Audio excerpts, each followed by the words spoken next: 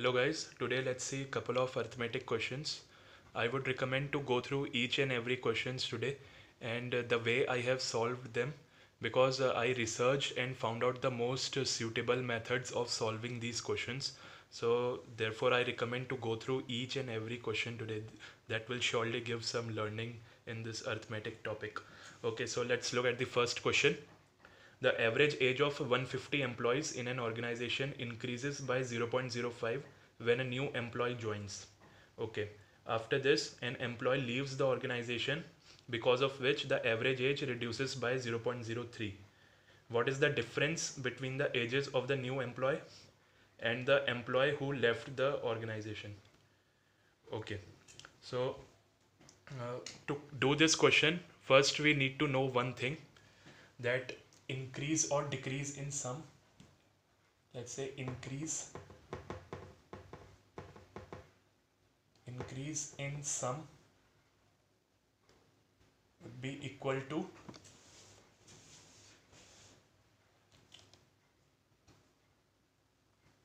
change in average multiplied by total number of quantity, means total number of employees in this case, total employees.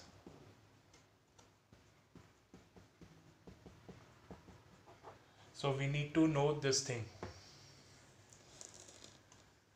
If we know this thing, we can solve this question very easily. Okay, so if we see the net change in the average, which is this, so first the average increases by 0.05 and then the average reduces by 0.03. Okay, so first it increases by 0.05 and then reduces by 0.03.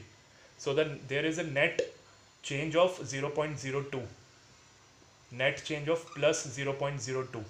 Okay, so if I apply this formula, so increase in sum would be change in average, which is 0.02 into total employees will remain same, that is 150, because when one employee joins, total will be 151, and one employee will leave, then total will be 151 minus 1, that is 150. So 0.02 into 150, which will equal coming to 3. Okay, so first let me tell you this, that this formula can only be applied when the total employees remain same or the total quantities remain same. Okay, so increase in sum is coming out to be 3. Okay, so if there are total 150 people, this is their sum and this is their average. Let's say A is the average. I am just assuming A is the average. Okay, so if sum is increasing by 3, increase in sum is coming out to be 3. So if sum is increasing by 3, this is constant. It means average will increase by 3, and hence my answer is option B. Option B will be my answer, which is 3 years in increase in the average. But we need to realize one thing, that this formula can only be applied when the denominator remains same. Here one person was coming and one person was leaving, hence the denominator was same. So I can directly found increase or decrease. Here in this particular question, the case is of increase. There might be question where the case is of decrease. Okay, so increase or decrease in sum can be found out by the change in average, which is the net change in the average, and the total employees. So I am again repeating, this should remain constant. Only then, when if it is increasing, average will increase. If this sum will decrease, this average will decrease. Hence the answer to this question is 3. We can also do this question by the conventional way, by making out the equations and solve the, I guess there will be 2 equations will be made and then we have to solve them simultaneously, so we can find out easily, but that is surely a waste of time. We can, if we know this particular formula, we can solve such type of questions easily. Let's see the next one. So the next question says, two containers A and B contain oil. From A, 60% of oil is transferred to B, then 50% of oil from B is transferred to container A. After these operations, volume of oil in the container A and B are in the ratio 11:7. Find the ratio of the initial volume of oil container A to that of B.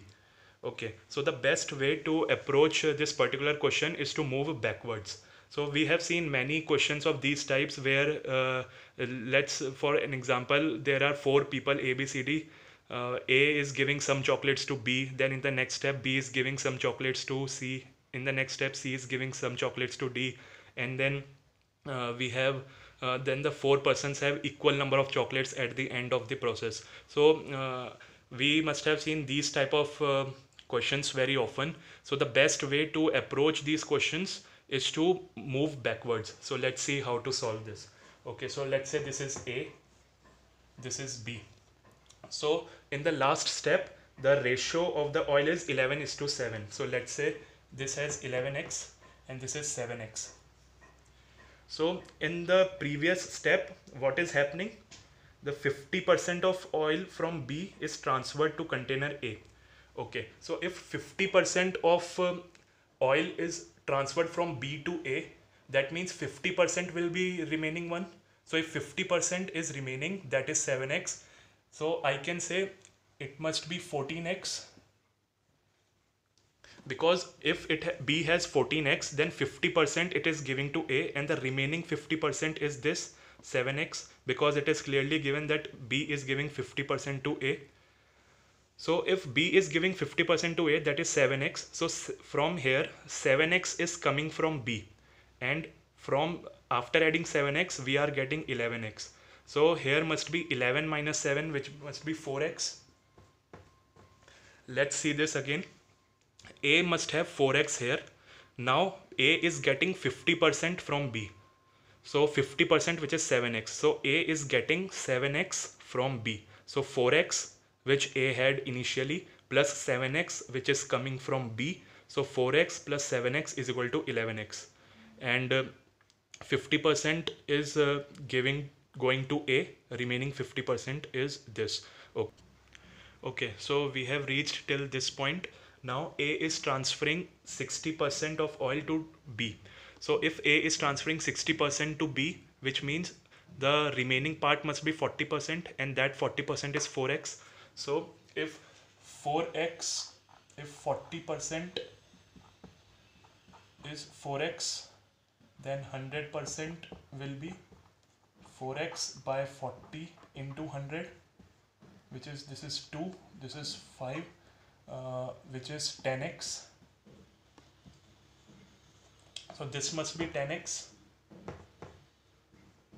So if this is 10x, it is transferring 60% to, it should be 8.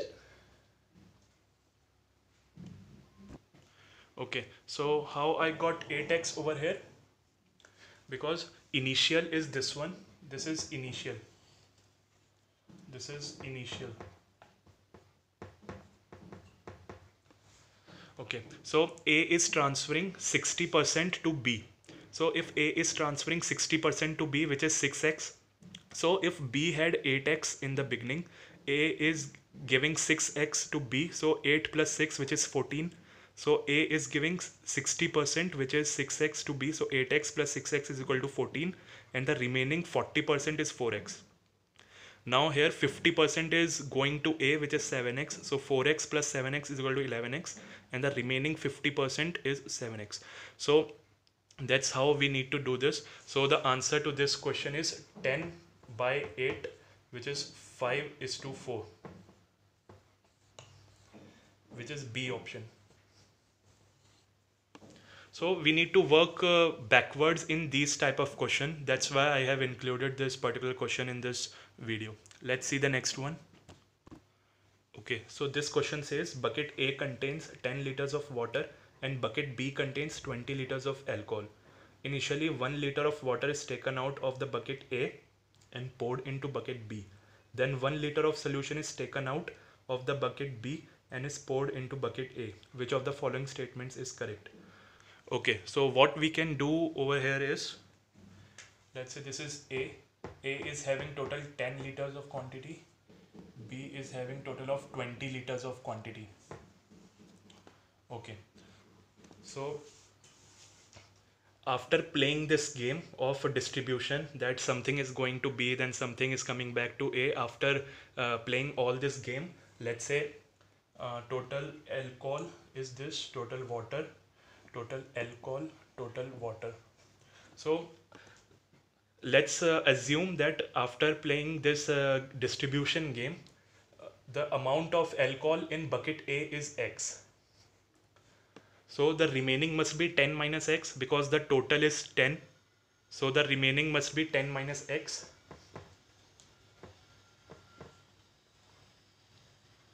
Okay, so if alcohol is X over here, so alcohol in bucket B should be 20 minus X.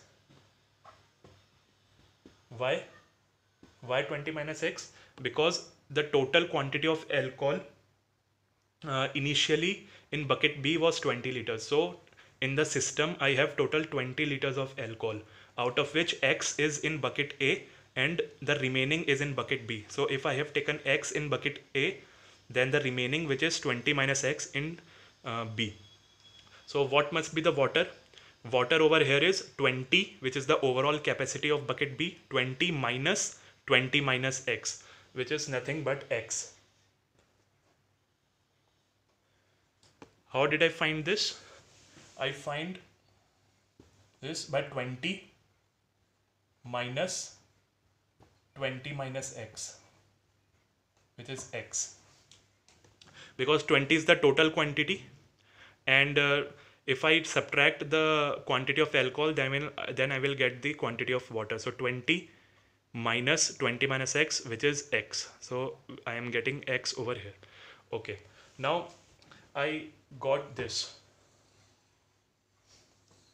Now I can easily look at the questions and see.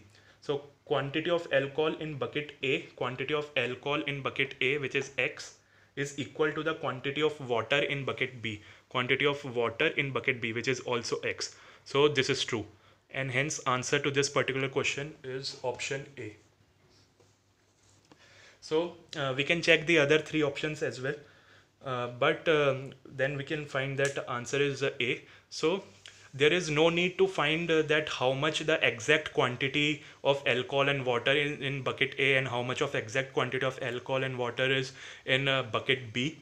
So because we have to just compare in the two buckets, as we can see in the options, so I have done this question in this way, and this is the best suitable way to do this question.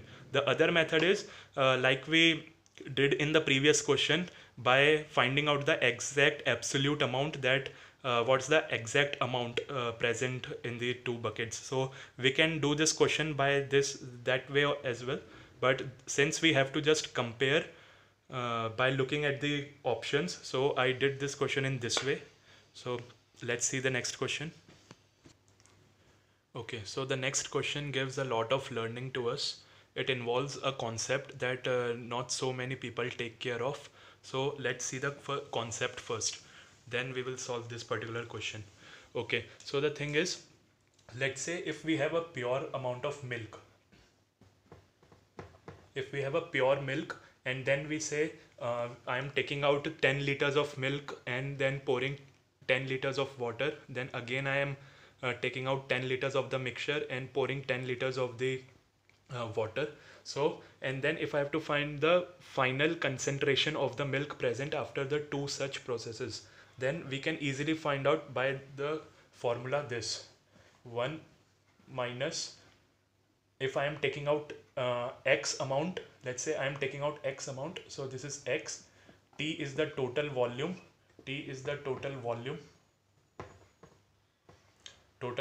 of this.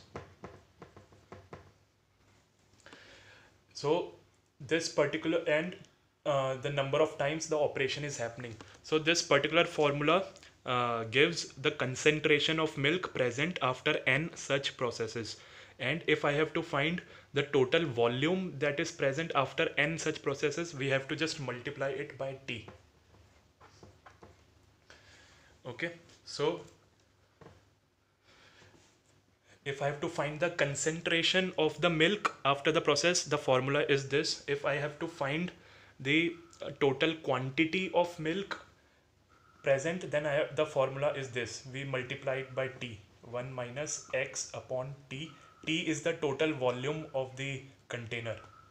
T is the total volume in which the milk was initially present at. Okay, so we must have seen these two formulas very often. Now, the formula that I will going to use in this particular question is different. So let's look at that formula.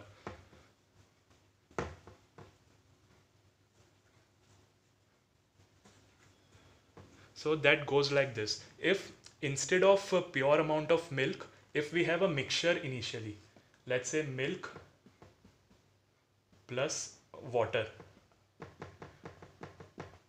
and I am doing the same thing. I am taking out X amount of mixture outside, then pouring X amount of water, then again taking out X amount of mixture and pouring X amount of water. I am doing this 2 times. Then I have to find the concentration of milk after 2 such processes. So in the previous case we had milk, we have milk only in the container, but in this case we have milk plus water, we have a mixture right here. So instead of applying those formulas, what we have to do is I have to find the initial concentration of I have to find the concentration of milk after the 2 processes. Okay, so the formula is initial concentration of milk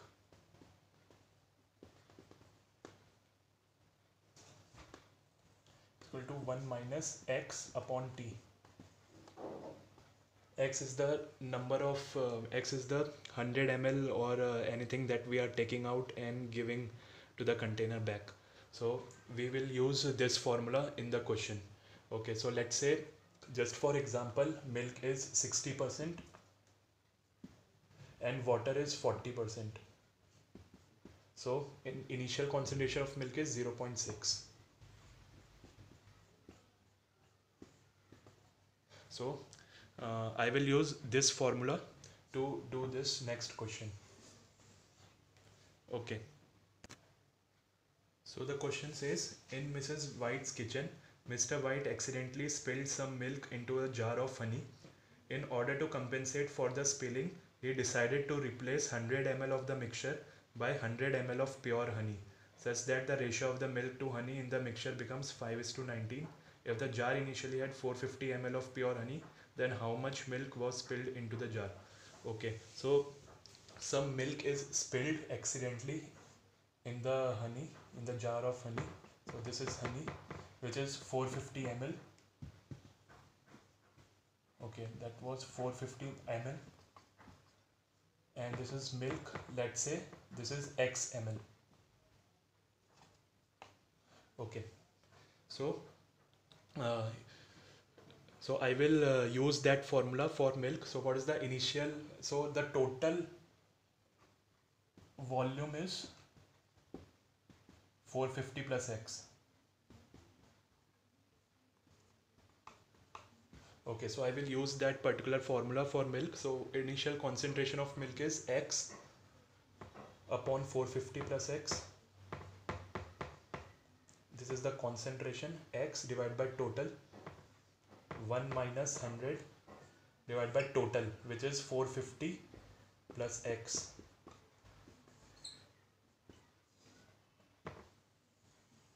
And this is given out to be 5/19. So the concentration of milk is 5/24.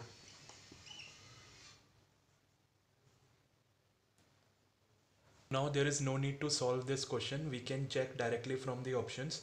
If we put the options one by one in this equation, then we can get the value of X. So if we put 150 here, so 150 by 450 plus 150 will be 150 by 600, which is 1/4. 1 minus 100, 450 plus 150. So which is 100 by 600, which is 1/6. So 1 minus 1/6 is 5/4, 5/6, sorry. So this is 5/24, which is equal to this. So what we have done over here is we have just checked the option B in this equation and it satisfied. So hence B would be my answer. So I have just discussed this formula just to realize this particular formula. This particular formula. When we have initially the mixture of two things. In this case, the mixture is honey and milk. So answer is option B.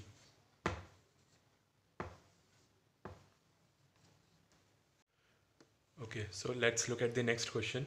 Next question is on averages, and this particular question gives immense learning on this topic. So let's look the question. Five students in class, lightest four having the average of 40 kg and the heaviest four are having the average of 45 kg. Find the difference between the maximum and the minimum possible overall average. Okay, so first let's say these are A, B, C, D, E. These are five students.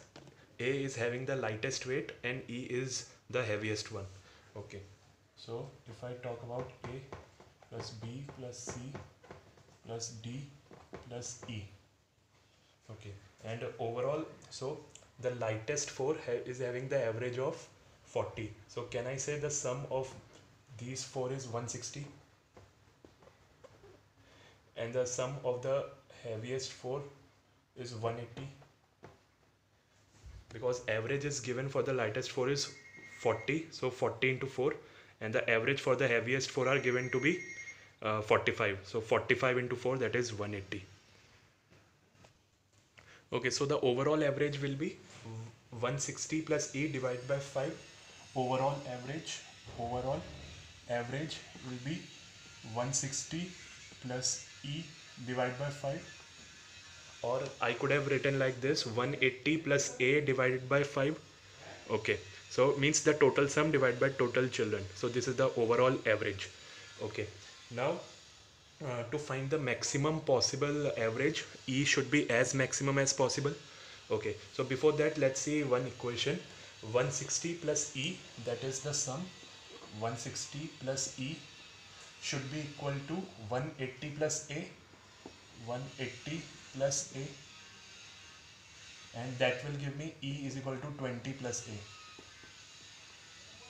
This is my first equation.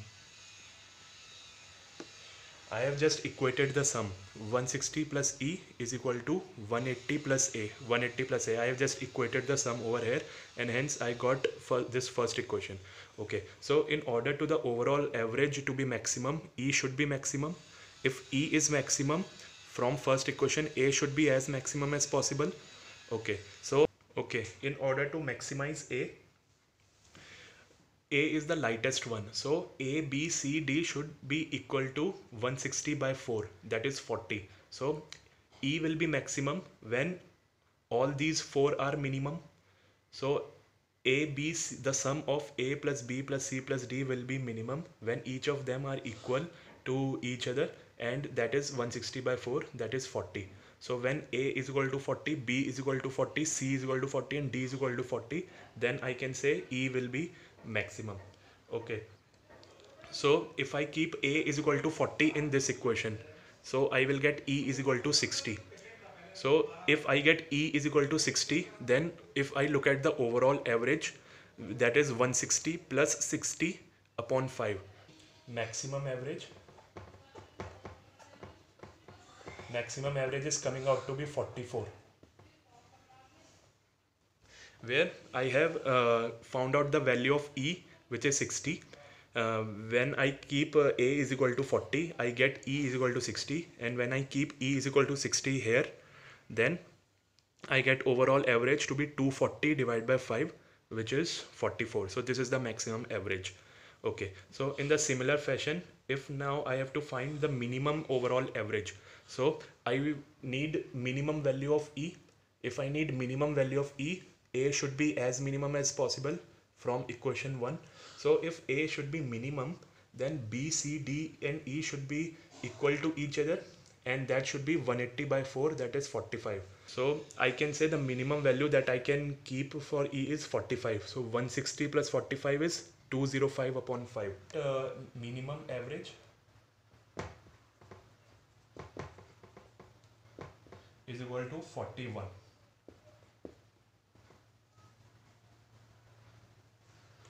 Let me quickly summarize again. I have taken the minimum value of E for the minimum average. So each of them should be equal to 45, only then A should be minimum. To E to be minimum, A should be minimum. If A is minimum, each of them should be equal to 45. So if each of them is equal to 45, E's value should be 45. So if I keep value of E 45 here, then 160 plus 45, that is 205. 205 divided by 5 is 41. Okay, so this is the maximum average is 44, when the maximum value of E can be 60, and minimum average is 41 when the minimum value of E can be 45. So this is the average, maximum and minimum, and the difference is asked. So the answer to this question is 44 minus 41. 44 minus 41, that is 3. So 3 is the answer to this particular question. Okay, so if you have any doubts in this question, you can comment down below. That's it for today's question. I will be keep coming up with more conceptual questions like this on the other topics. So till then, see you guys in the next one.